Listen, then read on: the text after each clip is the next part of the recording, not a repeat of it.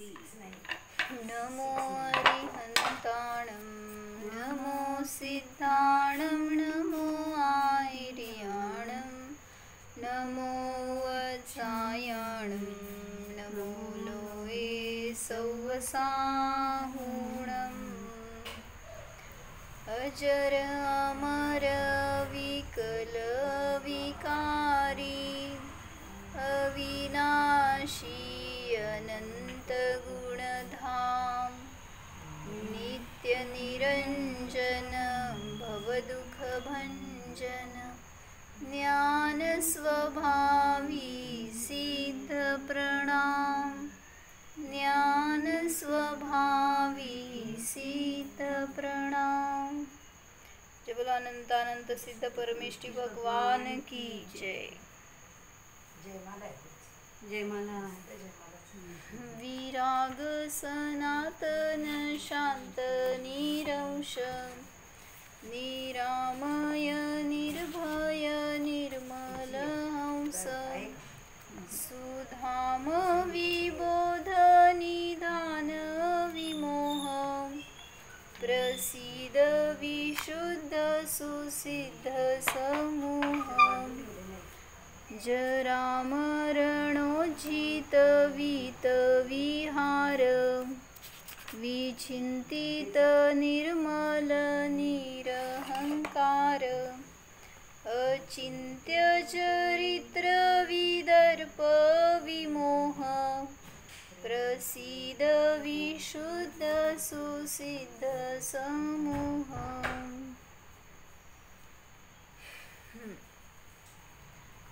कसे आहेत सिद्ध प्रभू? शेवटून दुसरं आहे ना विवरण छंद, दुसरं शेवटून दुसरं त्याच्या आधी जरामरणोज्जित त्याचं विश्लेषण करतोय। काय सांगितलं? सुजाता काकी माझ्यासमोर आहे ना तुम्ही? संतोष भैया समोर बसा की। असं मला पंढरपूरमध्ये लासुरण्यामध्ये आहे असं वाटेल एक रूप माझं नाहीतर तुम्ही सगळे माझ्याजवळ आहे असं तर वाटेल काव्या मिहिरा विनयश्रीताई चला काय चाललं होतं? हां, कसे आहेत सिद्ध प्रभू? तर जरा मरण याने रहित आहेत। पुढं सांगितलं होतं वीत विहार स्वरूप आहेत। म्हणजे काय? तर त्यांचा आता विहार थांबलेला आहे, ते आता कुठेही गमनागमन करत नाहीत, त्यामुळं वीत विहार स्वरूप आहेत असं सांगितलं। पुढं सांगितलं काय? विचिंतित काल बघितलं होतं आपण। म्हणजे काय विचिंतित? म्हणजे काय? चिंतारहित असे विचिंतित आहेत। काय म्हणले आस्था? कसे आहेत भगवान? निश्चिंत आहेत, निराकुल आहेत। मी कसा आहे? म्हण, मी निराकुल आहे, निराकुल आहे। येतं ना तुला म्हणायला? म्हण, मी सिद्ध आहे। कुठं गेला आता? येत आहे ना? मी सिद्ध आहे। शिकवा। तर काय सांगितलं? विचिंतित स्वरूप आहेत भगवान। मग काल आपण बघितलं होतं चिंता कशाला म्हणायचं ते पण शिकायला लागतंय का आपल्याला? चिंता कशाला म्हणायचं? चिंता म्हणजे काय मिहिरा? आहे का तुमच्याकडं? लय चिंतित दिसायला लागलाय। थोडी आहे कसली असती ती चिंता? काय असती चिंता? म्हणजे काय? असं सगळ्यांचे चेहरे नाही दिसले तर मी चिंतित आणि दिसले तर तुम्ही चिंतित चिंता म्हणजे काय असतं? चिंता काय अस्तित्व नाही आहे। चिंता बिंता तुम्ही आपलं उगीच लावून घेतलंय डोक्यामध्ये म्हणून त्याला चिंता म्हणताय। काल बघितलं होतं ना? चिंतन हे पण परिणाम आहेत आणि चिंता हे पण परिणाम आहेत तुमचे, जे की तुम्हाला आकुलित करतात ती चिंता, जे तुम्हाला त्रस्त करते ती चिंता, जे दुःखी करते ती चिंता म्हटलं जातं। आणि त्याच्या विरुद्ध काल बघितलं होतं आपण काय, चिंतन हे सुखाकडे नेणारं असतं, चिंतन हे शांती देणारं असतं, चिंतन हे निर्णयाकडे नेणारं असतं. तर इथं म्हणून सांगितलं होतं चिंतन अच्छी चीज है, चिंता संसार बीज है. काय म्हणले? संसार बीज है. चिंतन अच्छी चीज है, चिंता संसार बीज है. किसके लिए? उनके लिए. वो सिद्ध बन गए ना, उनके लिए चिंता संसार बीज है. आणि हमारे लिए चिंतन अच्छी चीज है. असं ना, असं लावायचं. तर जे चिंता करतायत त्यांच्यासाठी सांगतायत की तुम्ही चिंता नाही करू तर चिंतन करा, ज्याच्या निमित्तात की तुम्ही सगळ्या आकुलतेपासून सगळ्या दुःखापासून दूर होताल. चिंता वो ब्याज है जिसे हम पूरी जिंदगी चुकाते हैं, जिसका मूल हमने कभी लिया ही नहीं होता. क्या समझ में आया? चिंता वो ब्याज है. इंटरेस्ट भरता ना तुम्ही, काय लोन काढला असेल किंवा लोनच की, तर त्याचं जे इंटरेस्ट भरता, तर त्यासाठी पहिल्यांदा मूल लोन काढलेलं आहे ना, मग ते लोन आहे म्हणून ब्याज देत राहत आहे आयुष्यभर. तो चिंता वो ब्याज है जिसे हम पूरी जिंदगी चुकाते हैं, जिसका मूल हमने कभी लिया ही नहीं होता. इसलिए बता रहे कि ऐसा इंटरेस्ट जो आपको लाइफ लॉन्ग तकलीफ देगा. तो इसलिए चिंता से दूर रहो, चिंतन करो तो हमेशा सुखी रहोगे. जो नसीब में है वो कहीं से भी भाग कर आएगा. क्या बताया? जो नसीब में है वो कहीं से भी भाग कर आएगा, और जो नहीं है वह आकर भी भाग जाएगा. फिर चिंता किस बात की? जो नहीं है वो कभी भी नहीं मिलने वाला, और जो मिलने वाला है वो कैसे भी मिलेगा. इसलिए चिंता व्यर्थ है. उसके पीछे चिंता करना हमारी भूल है, हमारी मूर्खता है. इसलिए बता रहे हैं कि मैं तो निश्चिंत आत्मा हूँ. सुजाता काकी काय म्हणले? आता तुमच्या बरोबर आम्हाला फिरवायला लागलाय तुम्ही. तो आगे बताते हैं निर्मल है. आत्मा कैसा है? विचिंतित हो गया, विशेषण अभी बता रहे हैं. आत्मा निर्मल है. तो कैसा निर्मल यानी क्या? मल रहित निर्मल है. हसता रेडी होऊन आली का काय? आता म्हणणार काय? म्हण मी सिद्ध आहे, मी एक आहे, मी सुखी आहे. हो ना, मस्त, ग्रेट. तर मी निश्चिंत आहे. तिने आज ध्यान केलं ताई, मी रडणारा नाही, मी जाणणारा आहे. अरे वा, छान छान छान. मी जाणणारा आहे. रडली नाही ना मग? काय नाही ना रडली? रडायचं नसतं बरं का. छान आहे की. ती ध्यान भरपूर करते, म्हणजे माझ्यापेक्षा जास्त करते. म्हणून सुखी आहे. हो ना. तर आपल्याला सिद्ध बनायचंय बरं का. त्यामुळं मम्मी माझी नाही. कोणाची आहे मम्मी? नाही. पप्पा कोणाचे? मम्मी माझी नाही, पप्पा माझे नाहीत. माझं हे शरीर पण नाही आहे, मी तर अशरीरी आहे. असं ध्यान करायचं. Okay okay. ओके म्हण. चला पुढे काय सांगायलेत? भगवान निर्मल आहेत.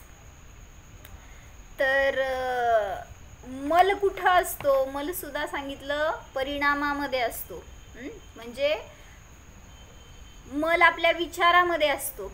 काय विचार करतोय आपण? सगळे जे असत विचार करतो, जे अनावश्यक विचार करतो, ते सगळे मल आहेत. निगेटिव्ह विचार म्हणजे हा, निगेटिव्ह विचार ते सगळं मल आहे. तर इथं काय सांगितलं आहे का, हे भगवान तुम निर्मल हो, सिद्ध कर्मक्षय से पर्याय में भी निर्मल है और तू द्रव्य में, मतलब सिद्ध जो है वो पर्याय से निर्मल है और हम सभी द्रव्य से निर्मल है. यदि दृष्टि निर्मल की बनावे तो तू निर्मल ही है. कितना अच्छा बताया. आपकी दृष्टि इधर नहीं है, आपकी दृष्टि इधर है. मतलब क्या, यहाँ पे हमारा द्रव्य स्वभाव है, हम भी कैसे हैं, सिद्धों जैसे है, लेकिन हम इसकी तरफ न देखकर कहाँ देखते हैं, पर्याय की तरफ देखते हैं, इसलिए मलिनता है. तो निर्मल की तरफ दृष्टि करो तो निर्मलता सहज प्रकट होती है. निर्मल है, लेकिन हम नहीं है ना. आप क्यों मलिन हो रहे हैं, इसका कारण बता रहे कि आपकी दृष्टि कहाँ पर है, पर्याय की तरफ है. इसलिए अभी ड्रेस अच्छा अच्छा डाला ना का आस्था, तो निर्मल हो गए क्या? नहीं, क्योंकि ड्रेस से हम निर्मल नहीं है, हम तो आत्मा से निर्मल है. मी हिंदी का गेले मागच. हां, तर ड्रेस बदलला म्हणून आत्मा निर्मल झाला का? नाही, आत्मा तर स्वभावानेच निर्मल आहे, असा अनुभव करा. यदि दृष्टि निर्मल की ओर बनावे तो तू निर्मल ही है, क्योंकि जैसी दृष्टि रखी उसी रूप तत्व नजर आता है, उसी का कर्ता बनता है और फल भी वैसा ही मिलता है. अन्यथा बताओ भैया, आत्मा तो यह अभी मलिन है. एक मिनिट. तर निर्मलतेसाठी किंवा आता जे काही सेंटेन्स त्यांनी घेतलं ना, की जिकडं तुमची दृष्टी असते त्यानुसार तुम्हाला तशी पर्याय प्राप्त होते. मग वीरसागर महाराजांनी काय सांगितलं, त्यांचं वाक्य सांगा. समाधीवरचं, कुंतलगिरीवर समाधीवर काय लिहिलेलं आहे गाथा?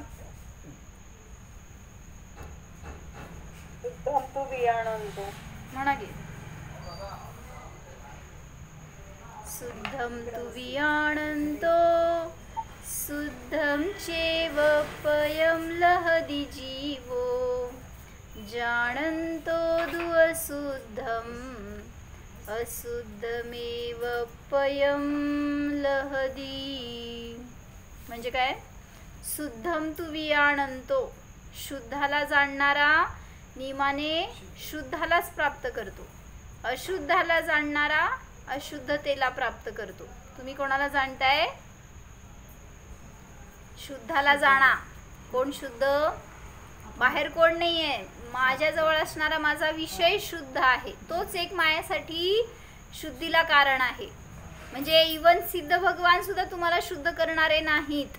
म्हणून जो शुद्धाला जाणतो, म्हणजे अमृतचंद्राचार्यांनी कशाला, कुंद आचार्यांनी सांगितलं की शुद्धाला लक्ष करा तर शुद्धाची प्राप्ती, अशुद्धाला लक्ष करणार म्हणजेच पर्यायाला लक्ष करणार, विभावांना लक्ष करणार. आता सांगितलं तसं चिंता करताय, चिंता केल्यावर शुद्ध होणार का अशुद्ध होणार?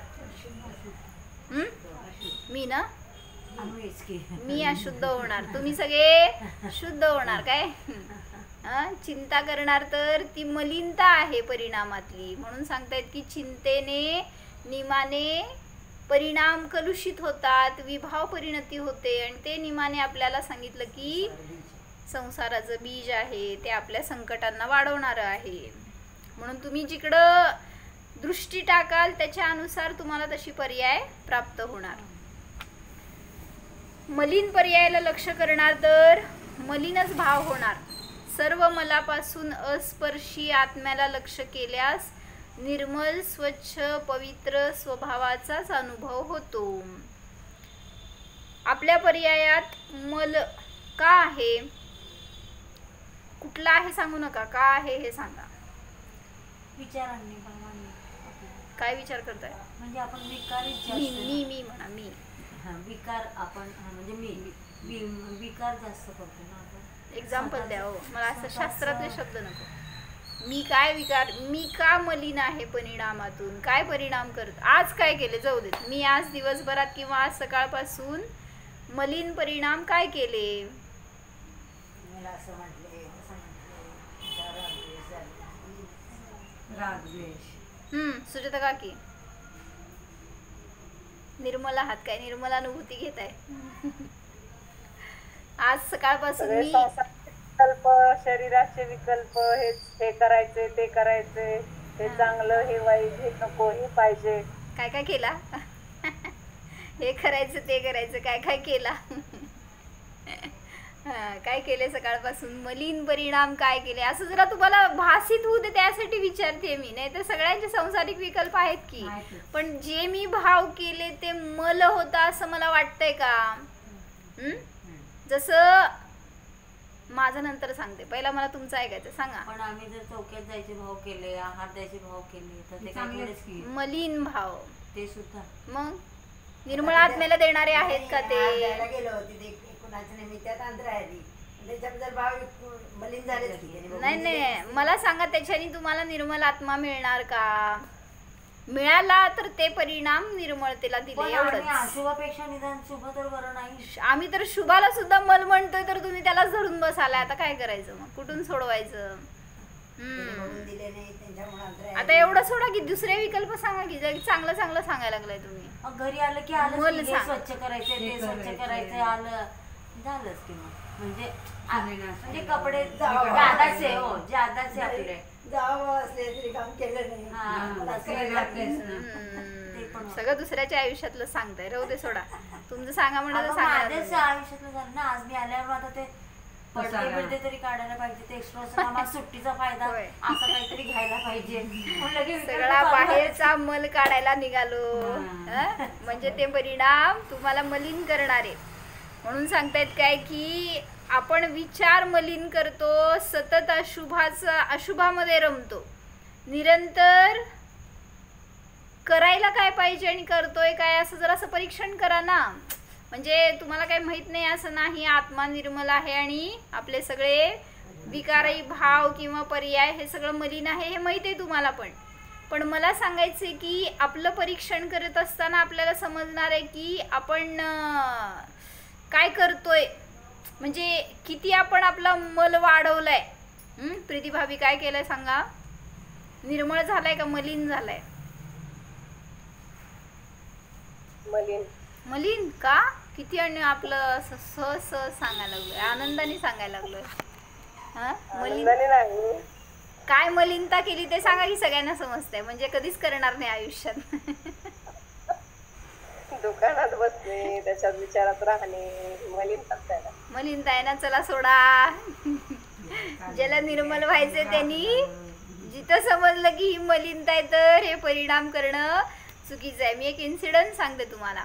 आत्ता मला काल परवा दिवशी एका ब्रह्मचारी भैयांचा फोन आला होता MP वरून.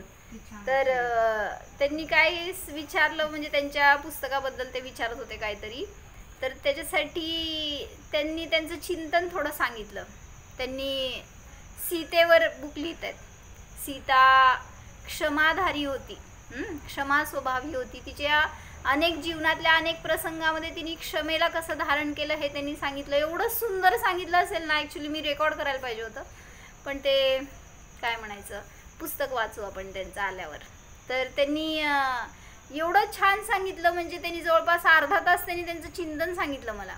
आणि होतं पण तसं ते, म्हणजे ते म्हणले इतकं सुंदर अनुभव आला जेव्हा मी ते घेतलं वाचायला, लिहायला किंवा त्याच्यावर जर असं चिंतन केलं, तर म्हणले निरंतर मी त्या विषयात डुबून गेलो होतो म्हणले. आणि म्हणजे सारखं डोक्याला तो विषय काय म्हणायचं, त्या कॅरेक्टर्समध्ये घुसले होते, ते रामायणामध्ये घुसले होते.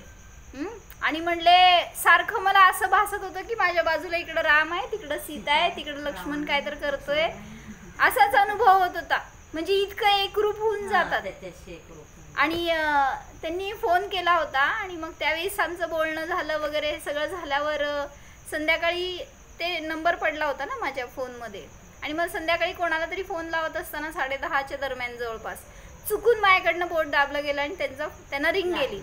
मी कट केली रिंग आणि चुकून लागल्यामुळं, पण त्यांनी कॉलबॅक केला आणि मी म्हणले क्षमा, तुम्हाला बाय मिस्टेक लागला फोन आणि तुमचं जर झोप डिस्टर्ब झाली असेल तर मला क्षमा करा, असं मी आपलं म्हटलं.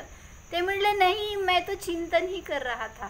असं लाज वाटली मला, माहिती का, रात्रीच्या 11 वाजता लोक चिंतन करतात, तुम्ही काय करता हो?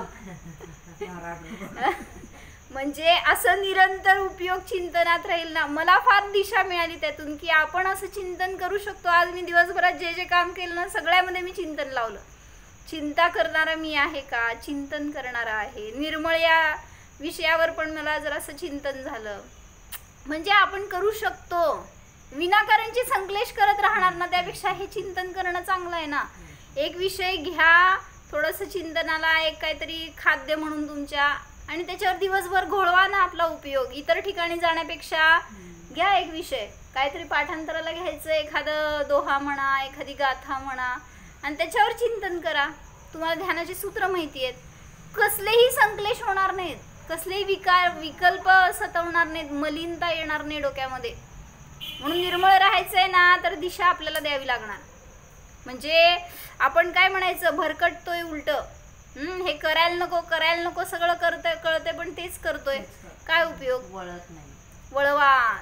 तेच सांगितलं महाराजांनी की तुम्हाला तुमच्या हातात आहे निर्मळता देणं, सुख देणं. तुम्हाला तुमची पर्याय कशी असावी हे तुम्ही ठरवू शकताय, आणि स्वतःहून तुम्ही तुमच्या पर्यायाला दुःखी बनवताय, कारण तुम्हाला दुःखच पाहिजे. हो म्हणा. त्यांनी म्हणले की हर कॅरेक्टर का मैं स्वयं अनुभव कर रहा हूँ, असं म्हणलं त्यांनी. म्हणजे ती सीता काय विचार करते ना, ते मी अनुभव केलं म्हणले. म्हणजे जेव्हा त्यांनी सोडलं गर्भवती अवस्थेमध्ये तिला जंगलमध्ये, तिथं सुद्धा तिने काय विचार केला ह्याचा अनुभव मी केला म्हणाले ते. म्हणजे त्या रूप मी परिणमन केलं, तशा प्रकारे मी चिंतन करून बघितलं. त्यावेळेस तिची क्षमा समजली मला. आपण किती विचार केले असते, आपण किती दोष लावले असते रामाला, पण ती सगळ्या काय म्हणायचं, तिच्या ज्ञानात मलिनता नव्हती ना, त्यामुळे तिने कोणाला मलच दिला नाही. तुमच्यात मलिनता भरली आहे म्हणून तुम्ही दुसऱ्याला मल वाटताय. म्हणजे इतरांना बोलताना आपले कटू शब्द का येतात, इतरांशी रागद्वेष का होतो, का संकलेश परिणाम होतात, ते भरायला लागलोय दिवस रात्र आपण आपल्यामध्ये. नको तसले विचार आपल्याला. म्हणजे निर्मळ व्हायचं असेल ना, तर विषय बदला, त्याच्याशिवाय दुसरा उपाय नाही. ते म्हणाले मैं पूरी तरह से उसमें डूब गया हूँ. असे एक मस्त वाक्य होते ना त्यांचे, सगळे मला तर बोध देणारे होते. म्हणजे ते असा अभ्यास करतात, अशा रीतीने चिंतन करतात, असं आपलं जीवन घडवतात. आपल्याला नाही का जमणार हो तसं, करायला नको का आपण तसं. सहज आहे आपल्याला, त्यासाठी काय तप करायचं नाही आहे, कुठं घर सोडायचं नाही आहे, परिग्रहाचा त्याग करायचं नाही. दीपका की काय करायचंय, सगळं करत असताना तुम्ही उपयोग लावू शकताय. करा उद्या उपयोग, तसं प्रयोग करून बघा, त्याशिवाय मिळणार नाही हो. म्हणजे सुटणार नाही तुम्ही. आहे सगळ्याला संसार आहे, ते काही बिना संसाराचे आहेत का? खाणं पिणं राहणं हे सगळं संसारच आहे की नाही आहे असं नाही, पण ते सगळं करत असताना सुद्धा विषय काय असायला पाहिजे हे आपण डिसाईड करतोय. म्हणून सांगितलं काय, सतत ते चिंतनातच असतात. असा उपयोग चांगल्या विषयात चिंतनात अडकला तर मलिन का होईल, होणार नाही. प्रयत्न करायला हवेत. म्हणजे प्रॅक्टिकली आपण तसं, हे सगळं शब्दात झालं, प्रॅक्टिकली तुम्ही तसा उपयोग लावा तर आपल्याला सुद्धा सहज आहे, अवघड नाही आहे. दुसऱ्याचं ऐकून तरी बघून तरी आपण सुधारायला पाहिजे का नको. सगळ्यांचं जीवन कळतंय आपल्याला, सगळ्यांचं दुःख कळतंय, तरी सुद्धा आपण संसार करताय ते, पण त्याच्यामध्ये सुद्धा कसं आपण निसंसारतेकडे जाऊ शकतो, कसं निर्मोहतेकडे जाऊ शकतो हे शिकायला पाहिजे. आज नाही शिकला तर कधीच होणार नाही, आणि जेव्हा होणार ते याच मेथडनी होणार आहे, याच वेनी होणार आहे. म्हणून तुम्ही कधी उपयोग कराल तेव्हा अशाच प्रकाराने करायला पाहिजे. म्हणून काल सांगितलं होतं ना, नाही पहिल्यांदा ते एक दृष्टांत सांगितलं होता की एक साधू होते, आणि ते साधू एका गावावरून दुसऱ्या गावाला चालले होते, आणि त्यांना रस्त्यात कोणी असे लोक भेटले की ज्यांनी त्यांची निंदा केली, त्यांना खूप शिवीगाळ केलं, अपशब्द बोलले, तर ते साधू फार जण होते आणि फार बोलायला लागलेत म्हटल्यावर तिथं बसले. साधू आणि त्यांचे शिष्य असं. आणि बसल्यावर ते खूप वेळ बोलत राहिले. खूप वेळ त्यांचं क्रोधाग्नी, कषाय, शिव्या सगळं चालू होतं कंटिन्युअस. आणि आता हे तरी पण त्यांच्या चेहऱ्यावर प्रसन्नताच. तुम्ही काय करणार हो शिव्या द्यायला लागल्यावर? थोडा वेळ द्विपायन बाहेर येतातच आपल्यात ते थोड्या वेळांनी. कुठून असते तात असतेत ना बसलेले, ते द्विपायनच नाहीत, आपण त्यांच्यापेक्षा भयंकर आहेत. तर ते तरी पण त्यांची प्रसन्नता कॉन्स्टंट होती. आणि शेवटी ते दमले समोरचे आणि थांबले. मग आता ते वाट बघतायत की हे काहीतरी रिॲक्ट करतील, काहीतरी बोलतील, एका शब्दाने तरी विरोध करतील. पण ह्यांनी एका शब्दाने पण विरोध केला नाही. आणि मग सगळं झाल्यावर ते शांत झाले. म्हणल्यावर हे बोलले, तुमचं सगळं बोलून झालं असेल तर मी जाऊ का? मला विहार करायचा आहे पुढच्या गावाला. असं म्हटल्यावर मात्र ते समोरचे लोक म्हणले, आम्ही तुम्हाला बोलतोय वाटतंय का? आम्ही तुम्हाला शिव्या देतोय, आम्ही तुमच्यावर इतकं क्रोध काढतोय आणि तुम्ही काय करताय? कसं काय शांत बसलाय? तुम्हाला एकतरी शब्द बोलायलाच पाहिजे आम्हाला. ते म्हणले की त्यांनी उदाहरण दिलं एक. काय म्हणले की तुम्ही क्रोध करताय तर तो कसा आहे? क्रोधाग्नी म्हणता ना तुम्ही, तर तो अग्नीचा अंगारा समजा तुम्ही नदीकडं फेकला. ठिणगी असेल ती जर नदीकडं फेकली तर ती नदीपर्यंत जाईपर्यंत उष्णता देतीये, तोपर्यंत ते भडकते. आणि एकदा नदीत मिळाल्यावर काय होतं माहिती आहे तुम्हाला? थंड होते ते. तर त्यांनी सांगितलं तुमच्या तोंडातून निघालेले शब्द तुम्हाला क्रोध भासित होत होते, ते अग्नी आहेत असं म्हणत होता, पण ते जेव्हा माझ्यात मिसळले तेव्हा ते न्यूट्रल झाले. म्हणजे काय हो, तुम्ही आग ओकत होता आणि मी नदी बनून बसलो होतो. मग कुठून आग भडकणार आहे हो? म्हणजे तुमचे शब्द मला तप्त करूच शकले नाहीत, माझी अग्नी बाहेर काढूच शकले नाहीत. म्हटल्यावर मग मी कुठं क्रोधी होणार? म्हणून मी क्रोधी झालो नाही असं त्यांनी सांगितलं. परत दुसरं उदाहरण दिलं. त्यांनी काय सांगितलं की तुम्ही मला सांगा की एखादा रोगी आहे तुमच्या समोर, तर त्या रोगीला भेटल्यावर तुम्ही क्रोधी होता का? रोगीला भेटल्यावर क्रोध करता का? का नाही करत हो? सिंपथी का नाही करायचं? क्रोधीला भेटल्यावर क्रोध का करायचा? रोगीला भेटल्यावर क्रोध का नाही करायचा? पण का करायचा क्रोध? तरी का करायचा? पण असेल काय तर पूर्वीची दुश्मनी. मग तो रोगी आहे समोरचा दुश्मन तुमचा, मग त्याकडे गेल्यावर तुम्ही दुश्मनी काढणार नाही का? का नाही काढत? रोगी नसता तर काढली असती, रोगी आहे म्हणून का नाही काढत? मग त्यांनी सांगितलं रोगी समोर आपण न्यूट्रल असतो, त्याप्रमाणे क्रोध हा एक रोग आहे आणि तुम्ही सगळे रोगी आहात. मग तुम्ही रोगी असताना तुमच्या समोर मी क्रोध करणं किती योग्य आहे? म्हणजे रोगीला मी क्रोधाने उत्तर देत नसतो. समाधीला बोलवा, बसवा बाजूला.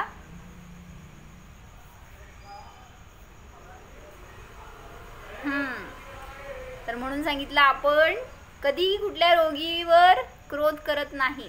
क्रोध हा रोग आहे, तो नियमाने दयेचाच पात्र आहे, क्रोधाचा पात्र नाहीये. काय म्हणले समाधी? सगळेजण बघायला तुला.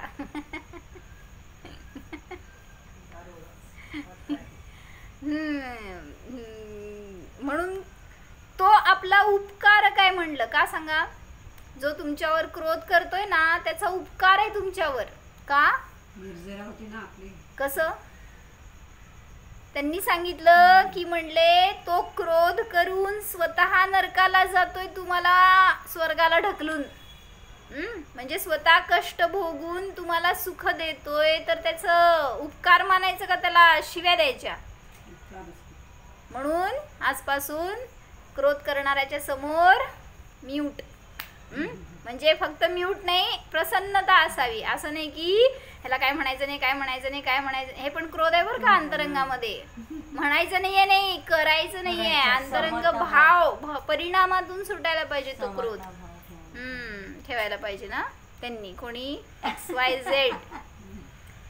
क्रोधादी कशाय आहे, फरक पडलाय ना पूर्वीपेक्षा. होय का, ऐकून तरी असं मी म्हणायला पाहिजे, तुम्ही म्हणायला लागलाय. थांबा बघून परीक्षण करून म्हणणार आम्ही.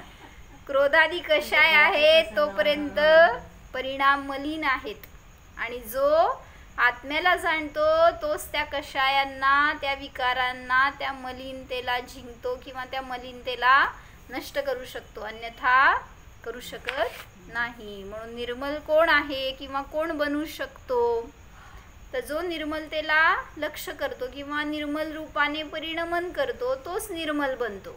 म्हणून प्रवचन सारामध्ये पण गाथा सांगितली ना, कुठली, जीवो परिणमदी जदा सुहेण असुहेण वा सुहो असुहो शुद्धेण तदा शुद्धो हवदिही परिणाम सद्भावो.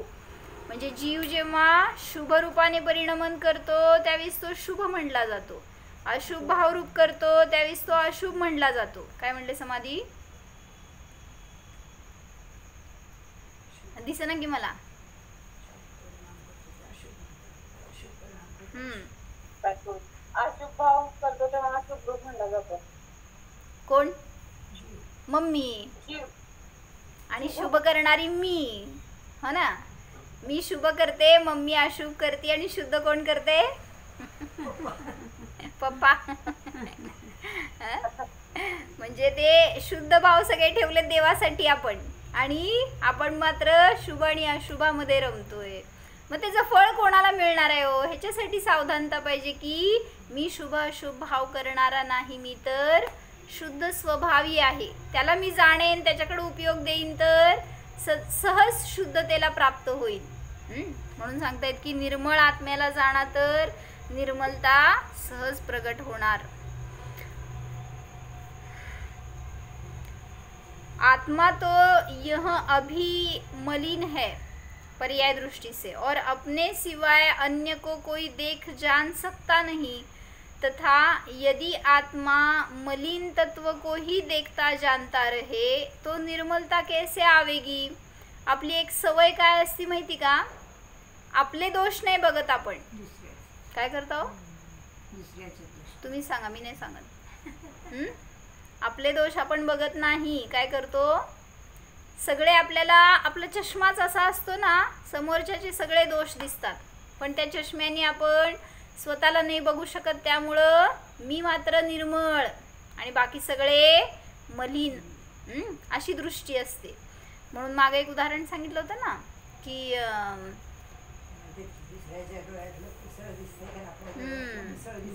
तो रस्त्यावरून चाललेला होता एक मनुष्य, आणि त्याला बसमध्ये बसला होता तो, आणि काय झालं, त्याला बस सुटेपर्यंत त्यांनी काय केलं नाही, आणि बस सुटली, जस्ट असं सुटणार तर तिथं पेपरवाला बसला होता, त्याच्याकडनं पेपर घेतलं, आणि पेपरचे पैसे द्यायचे होते की आता, तर ते गाडी सुटली. मग सुटल्यावर त्यांनी काय केलं, वरून टाकले पैसे त्याच्या हातामध्ये, आणि पुढं गेल्यावर मग बाजूचा म्हटला की इतका वेळ का नाही घेतलास पेपर, जेव्हा गाडी थांबली होती एवढा वेळ, तो तिथंच होता समोर, मग गाडी सुटल्यावर का घेतलास. तो म्हणला त्यांनी जे पैसे दिले ते खोटे होते, आणि मग आता ते बघून मागून येऊन थोडी येणार आहे घ्यायला परत. म्हणला म्हणून बघ मी किती चालाखी केली. आणि पुढं गेल्यावर आता त्याला आनंद व्हायला लागला की मी जिंकलं काय तर असं. आणि पुढं गेल्यावर त्यांनी पेपर उघडून बघितला, काय झालं होतं, फाटका नव्हता, कालचा होता हो. म्हणजे काय झालं, त्यांनी पण केलं ते टिट फॉर टॅट म्हणता ना. म्हणजे म्हणायचंय मला की तुम्ही असल्या मलिन गोष्टीमध्ये हुशार व्हायला लागलाय. काय झाली, कशाय कुठली, मायाचारी झाली. मग तुम्ही जेवढी मायाचारी करायला जाणार तेवढं लोक तुम्हाला मायाचारीने फसवणार आहेत. म्हणून दुसऱ्याला फसवायचं नाहीये, तिथं स्वतःला फसवतोय हे समजायला पाहिजे. हा, म्हणून सांगतायत काय, मलिनता बाहेर नाहीये तर आपल्या कषायात, आपल्या परिणामात मलिनता आहे. म्हणून काय म्हणलं, निर्मल काय होते समाधी मरण ह्याच्यामध्ये, सॉरी, निर्मल सत्य शिवम सुंदर है, अमित गती देव महान. पुढं म्हणा की, शाश्वत निज में अनुभव करते पाते पद शाश्वत निर्वाण. निज में अनुभव करते पाते निर्मल पद निर्वाण. कोण मिळवतं, काय मिळवतं, निर्मळ पदाचा अनुभव करणाराच निर्मलतेला प्राप्त होतो. निर्मल सत्य शिवम सुंदर है, अमित गती यह देव महान. शाश्वत निज में अनुभव करते पाते निर्मल पद निर्वाण. जो कोणी निरंतर निज आत्म्याचा अनुभव करतो तो निर्मल पदाला प्राप्त करतो. किती अनुभव करतो आपण, समाधी काय अनुभव करतो, केलंय का कधी की मी समाधी नाहीये, मी आत्मा आहे. असा अनुभव करायला आपल्याला अभ्यास पाहिजे असं नाही, थोडंसं प्रॅक्टिकल करायला पाहिजे. सगळं काम करत असताना, सगळे विचार करत असताना, हे मी करणार आणि हे मी जाणणार आहे, या सगळ्यापासून मी भिन्न आहे, मी तर सुखी आहे, मी निर्मळ आहे, ह्याचा अनुभव तोच आनंद देणारा आहे. म्हणून सांगते की शाश्वत जो निजमध्ये अनुभव करतो तोच निर्मल पदाला प्राप्त करतो. सिद्धपद पाहिजे आहे का, हो म्हण, नुसतं हो काय, कसं मिळणार आहे ते सांग. निर्मळ पद कसं मिळणार, सिद्धपद जाणल्यामुळं. हो ना, कोण ते अरिहंत जाणते ते जातात आपलं सिद्धशिलेवर. आपण काय करायचंय, मला पण तोच मार्ग आहे, मी पण ते केल्याशिवाय मुक्त होणार नाही. समजत नाहीये बरं का आपल्याला, म्हणून आपण तेच तेच करतोय. समजतंय असं वाटतंय पण समजत नाही. जेवढ्या लवकर समजून घेणार तेवढ्या लवकर मुक्ती मिळणार, तेवढ्या लवकर सुख मिळणार. अशी धगच पाहिजे म्हणतात ना, सांगितलं ना, त्या शिष्याला पाण्यात बुडवलं होतं गुरूंनी. तो विचारायला गेला होता मला सुख पाहिजे, तर त्याचं तोंड पाण्यात बुडवलं जोरात आणि वर काढेना तो आतमध्ये धडपडायला लागला. आणि जेव्हा त्याला बाहेर काढलं, परत आत बुडवलं, परत बाहेर काढलं, त्यावेळेस विचारलं काय पाहिजे तुला आता, तो म्हणला पहिला श्वास पाहिजे मला. मग गुरूंनी विचारलं, जेवढी श्वासासाठी धडपड केली तेवढी सुखासाठी आहे का, तरच तुला सुख मिळणार. म्हणून अशी धडपड असावी आपल्याला, तर सिद्धपद सहज मिळणार. ओम.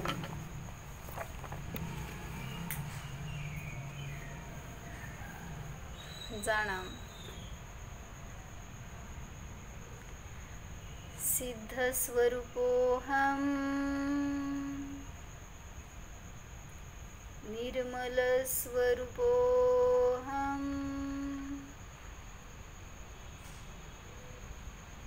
निष्कषाय स्वरूपोऽहम्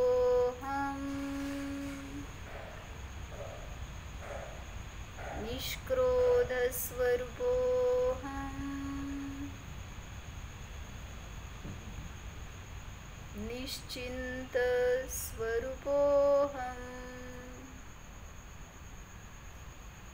ओम.